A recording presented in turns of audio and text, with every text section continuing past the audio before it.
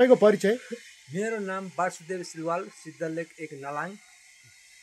तपाईँले कहिलेदेखि यो मौरी पालन सुरु गर्नुभयो? मैले यो करिब विगत 17 वर्ष 18 वर्ष पुरा भयो मौरी पाल्ने सिलसिलामा।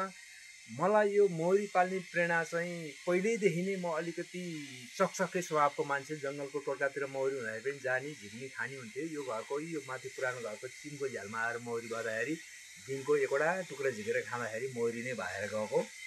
र पछि अलिकति आफ्नो व्यवहारिक भइसकेपछि मौरी पाल्ने चाहना हुँदाखेरि एक गोला मौरी मेरो यहाँ हजुरबाले चाहिँ मलाई ल्याइदिनु भएको थियो। त्यतिखेर घार गोलासहित मलाई 5000मा ल्याइदिनु भएको थियो। र 2 वर्ष मैले मौरी पाल्ने सिलसिलामा 1 चम्चा मह पनि खान सकिनँ, जबकि त्यसको अज्ञानताको कारणले गर्दाखेरि यथावत मौरी भइरह्यो, 1 चम्चा मह पनि निकाल्न सकिनँ। जबकि मलाई मेरा श्रद्धेय गुरु केशव अर्यालले यो ठाउँमा पुर्याउनु भएको हो। यो मौरी व्यवसायमा चाहिँ मलाई उहाँको नाम लिएपछि मेरो आँखाबाट आँसु आउँछ। मेरा जीवनकालमा 3टा गुरु हुनुहुन्छ। एउटा मलाई सञ्जयको मन्त्र सुनाउने गुरु मेरो बुवा, एउटा मलाई शिक्षाको, हुन त एसएलसी पास हुँदा माथि गर्न सकेको छैन मैले, शिक्षाको पङ्क्तिमा डोर्याउने श्रद्धेय गुरु जगन्नाथ तिमल सिन्हा, हजुरहरूले चिन्नुहुन्छ। अर्को मलाई मौरी व्यवसायमा यो ठाउँमा पुर्याउने मेरो श्रद्धेय गुरु केशव तिमल सिन्हा है। उहाँको 3 दिनको ट्रेनिङ लिइसकेपछि त्यही 1 गोला मौरीबाट चाहिँ मैले वृद्धि विकास गर्दै जाँदाखेरि मसँग करिब 63 गोला मौरी भए। 72 सालमा आइपुग्दाखेरि 72 सालको भूकम्प गइसकेपछि यो घर बनाएँ मैले। यो घर बनाएर यो घरको छतमा मैले मौरी राख्दाखेरि भोलि मौरी मैले अर्को ठाउँमा वितरण गर्नुपर्ने मौरी आजै तपाईँको 20 परेर, चरणमा 20 परेर चाहिँ 63 गोला मौरी नष्ट भइसकेपछि मैले मौरी पालन व्यवसाय चाहिँ अब गर्न नहुने रहेछ भन्ने कुरा मलाई फिल हो। जबकि 63 गोला मौरी भनेको एक घरमा 10 फ्रेम हुन्छ। 10 फ्रेम मौरी एक फ्रेमलाई 1000मा बेच्दाखेरि 1 गोला मौरीलाई 10,000मा बेचिन्थ्यो। 63 दर्शन कति हुन्छ, घरको कुरा मूल्य पर जाओस् होइन। त्यसरी बेच्ने नष्ट भइसकेपछि मैले ट्रेनिङ मात्रै चलाउन थालेँ। र फेरि ट्रेनिङ चलाउँदाखेरि मेरा चेलाहरूले त सर तपाईँसँग मौरी छ कि लौ न भन्छन्। भएन भनेर फेरि यसलाई लगानी गर्नुपर्छ भने यसमा लगानी गरेर मसँग करिब अहिले 140 भन्दा माथि मौरी छन्। र वर्षको सरदर मौरी पालन व्यवसायबाट मात्रै नभएर अन्य व्यवसायबाट पनि मैले आम्दानीका स्रोतहरू बनाएको छु। र मौरी पालन व्यवसायबाट पनि सरदर वर्षको मलाई 5-6 लाख रुपियाँमा चाहिँ मलाई श्रद्धेय गुरु केशव अर्यालले चाहिँ आउने वातावरण मन्त्र सिकाइदिनु भएको छ र त्यो ठाउँमा म पुगेको छु। अरू के खेती गर्नुभएको छ? मसँग अहिले 42 भेराइटीका फलफुलहरू छ मिश्रित रूपको बगैँचामा। त्यसमा सागर सबडलले गएर अगरुट जस्ता अमूल्य वनस्पति, रक्तचन्दन, श्रीखण्ड लगायत विभिन्न प्रजातिका वनस्पतिहरू मका छन्। र म पहिलेदेखि कृषिमा चाहिँ अलिकति इन्भल्भ राख्ने मान्छे हो। र अहिले भएको मेरो करिब यो मेरो घरको पेरिफेरी भएको 12 रोपनी समथिङको बगैँचामा अहिले टार्गेट पोइन्ट भनेको कफी नै छ मेरो होइन। मिश्रित त अरू पनि छन्, तर सपोर्टिङ अब ब्याक सपोर्ट अब कफीलाई पनि छहारी चाहिने भएको कारणले गर्दाखेरि लिची छ, आँप छ, कागती छ, सुन्तला छ, नास्पाती छ, स्याउ छ, यस्तै मिश्रित प्रजातिका वनस्पतिहरू पनि छन् र बगैँचामा गएर हेर्छ। अबको लक्ष्य भन्ने कुरो यो मेरो बगैँचालाई चाहिँ पर्यटकहरू आएर चाहिँ कृषिका पर्यटकहरू आएर भिजिटर गर्न सक्ने बनाउन सक्छु कि भन्ने एउटा लक्ष्य लिएर अघि बढेको छु। र विगतका दिनमा पनि हाम्रा धादिङका 1 नम्बर क्षेत्रका कृषक भ्रमणहरू आएर यो ठाउँमा भिजिटर गरेर जानुभएको छ। त्यसमा म खुसी छु। र मेरो एउटा भनाइ चाहिँ के छ भने गरे यो माटोमा सुन फल्छ भन्ने चाहिँ मलाई पूर्ण विश्वास छ। हाम्रा अब युवा पिँढीहरू त अहिले कृषिमा नलागेर खालि विदेश पलायन हुने प्रविधि मात्रै छ। तर विदेश पलायन गरेर 2-2.5 लाख 3 लाख रुपियाँमा खर्च गरेर विदेश गएर कमाउने त्यही 50,000 हो। त्यहाँभन्दा बढी कमाउन सक्दैन। बालबच्चा एकतिर, आफ्नो दुःख एकतिर। म पनि एकचोटि विदेश गएर आएको मान्छे हो। कति पीडा हुन्छ भन्ने कुरा मलाई थाहा छ। तर गर्दाखेरि नेपाली माटोमा सुन उब्जिन्छ भन्ने मलाई चाहिँ पूर्ण विश्वास छ। यो मौरी पालनको चुनौती चाहिँ के रहेछ? यसको चुनौती त सर 1 नम्बरमा भन्नुपर्दाखेरि विषादी न्यूनीकरण गर्न पर्यो। 20-20 भन्ने कुरा जान्न पर्यो। र विषादी प्रयोग पनि गर्नुपर्छ, तर सही समयमा र सही टाइममा त्यसको प्रयोग गर्यो भने मौरीलाई त्यति समस्या पर्दैन। तर हामी अन्नधुन्न तरिकाले चाहिँ तपाईँको दिउँसो घाम चर्कामा चाहिँ विष प्रयोग गर्ने कारणले गर्दाखेरि सबभन्दा दुःखको कुरो चाहिँ यही नै छ, विष। तपाईँले जुन नयाँ ढङ्गले व्यवसाय गरिरहनु भएको छ स्थानीय सरकारको चाहिँ कतिको सहयोग छ? छैन। मौरी पालन व्यवसायमा 0 छ। मैले यो कफी बगैँचा सञ्चालन गरिसकेपछि गाउँपालिकाको जनप्रतिनिधि के परशुराम खतिवडा र कृषि शाखा अधिकृत सुदीप रेग्मी सर, पहिला कमल जोशी हुनुहुन्थ्यो, सुदीप रेग्मी सरलाई तपाईहरू 2 जना चाहिँ जनप्रतिनिधि पनि र कृषिका प्राविधिक पनि मेरो फिल्डमा चाहिँ एकचोटि आएर भ्रमण अवलोकन गरिदिनुहोस् र समस्या मैले कृषिका प्राविधिकसँग फेस गर्न सक्छु, समाधानको उपाय जनप्रतिनिधिले चाहिँ मलाई अवगत गराइदिनु होला भन्दाखेरि उहाँलाई धेरै रिक्वेस्ट गर्दाखेरि उहाँहरू आउनु भएन।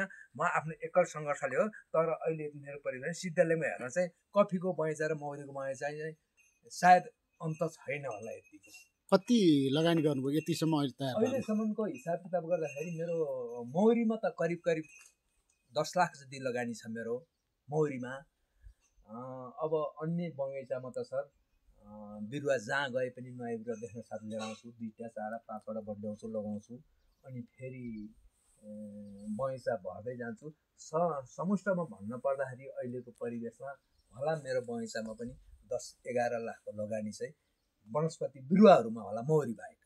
तपाईँले मौरी पनि बेच्नुहुन्छ, मह पनि बेच्नुहुन्छ? म मौरी पनि बेच्छु, मौरीको घार पनि बेच्छु, मह पनि बेच्छु, ट्रेनिङ पनि दिन्छु। कति पर्छ यो एउटा घारको? 1 गोला मौरीको तपाईँको हुन त घार विभिन्न गुणस्तरहीन घारहरू 3000 मा पनि पाइन्छन्। गुणस्तरयुक्त घार हाम्रो न्युटन बी साइजको चाहिँ घार तपाईँहरूले लिन चाहनुभयो भने 4500 देखि 5000 सम्म टुनीको घार पर्छ।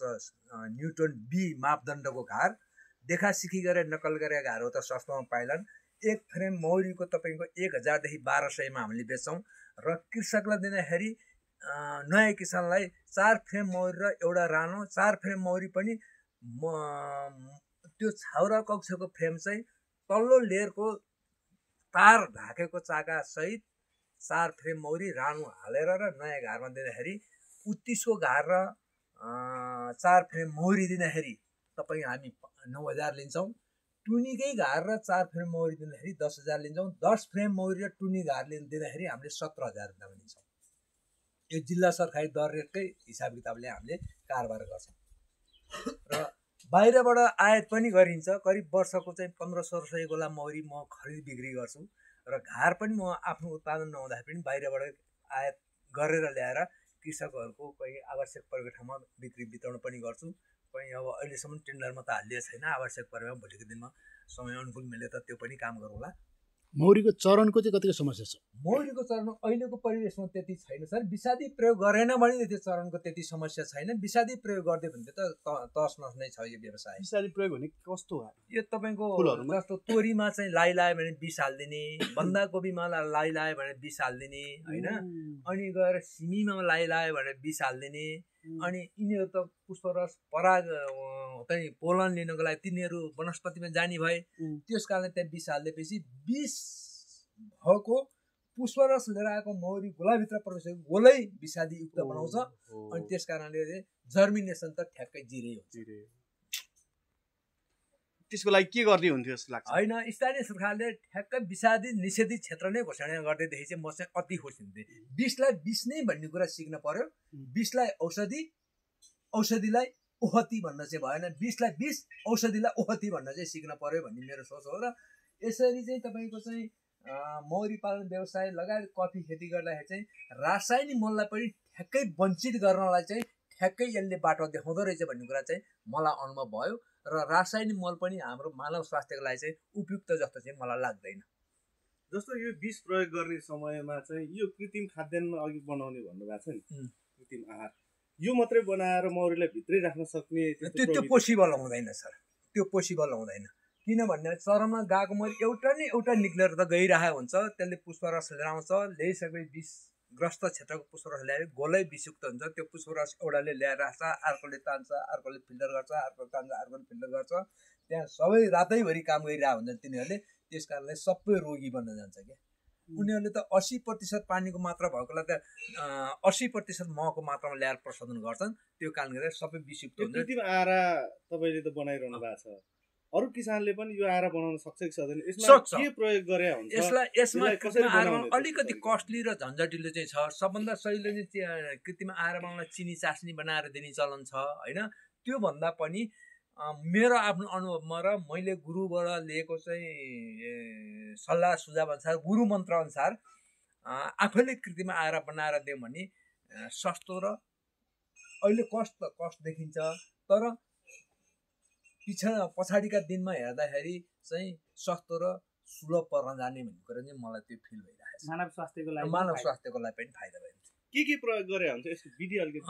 कृत्रिम आहार बनाउनको लागि चाहिँ विधि त विभिन्न छ, तर मैले चाहिँ चना, भटमास, ल्याक्टोजिन पाउडर, मह, चिनी यी सम्मिश्रण गरेर जति 1 केजी चिनी भए 1 केजी मह, 1 केजी भटमास, 1 केजी चना, भुटेको भटमास र चना है, अनि पिसेर भुस फ्याँकेर तिनीहरूलाई सम्मिश्रण गरेर बनाएको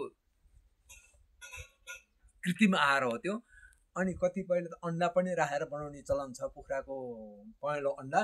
त्योभन्दा पनि हाम्रै गाउँघरमा भएका चिजलाई साधन स्रोतलाई प्रयोग गर्दाखेरि नै हुन्छ भनेर चाहिँ मैले त्यो हिसाबले मलाई खाना पनि एकदम परीक्षण हो पहिलो, यो खाना पनि एकदम राम्रो खाइरहेछ, म सन्तुष्टि छु यसमा। के छ अरू?